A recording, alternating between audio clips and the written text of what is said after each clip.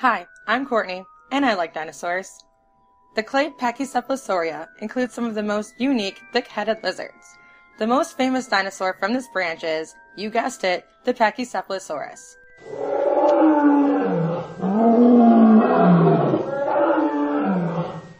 It's actually pretty fantastic that this dinosaur is so popular, considering only one complete skull and several skull fragments have ever been discovered.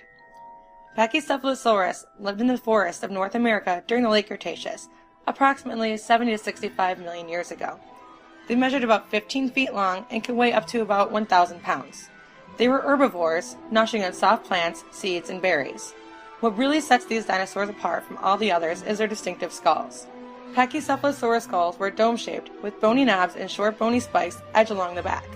Their skulls can measure up to 10 inches thick, which meant that these dudes had teeny tiny brains.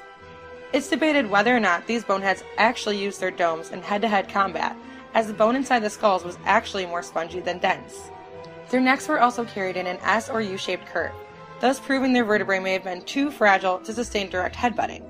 It's more likely that they flank-butted each other, whacking one another on the sides of the body until one conceded victory. There have only been adult skulls of Pachycephalosaurus found, thus bringing up the debate that a couple other members of the Pachycephalosaur family might not be distinct species, but rather juveniles of the dome-headed adults. These guys are Stygimoloch spinifer, which means thorny devil from the river of death, so metal, and Dracoryx hogwartsia, meaning dragon king of Hogwarts.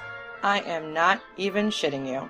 There will be no foolish wand-waving or silly incantations in this class, Mr. Potter. Dracoryx was, indeed, named in honor of Harry Potter. However, the name did not come from some lonely middle-aged nerd, but by the innocent minds of children, whom will likely become lonely middle-aged nerds. Dracoryx looked fucking badass too. It had a long muzzle and a flat domeless skull, which was completely covered in bumps and horns. The only specimens found of Dracoryx and Stygimoloch were juveniles, which led to the speculation that they're actually juvenile forms of Pachycephalosaurus. Apparently, as the Pachycephalosaurus aged, its skull transformed dramatically throughout maturity. This theory would back up the idea that the thick domes of these Mesozoic linebackers were used primarily to signify dominance, winning them the right to mate with the horniest of females. And you thought bros were a new species.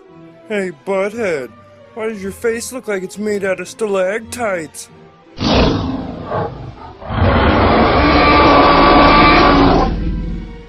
Come back next week when we discuss the most common myths and misconceptions about your favorite Mesozoic creatures.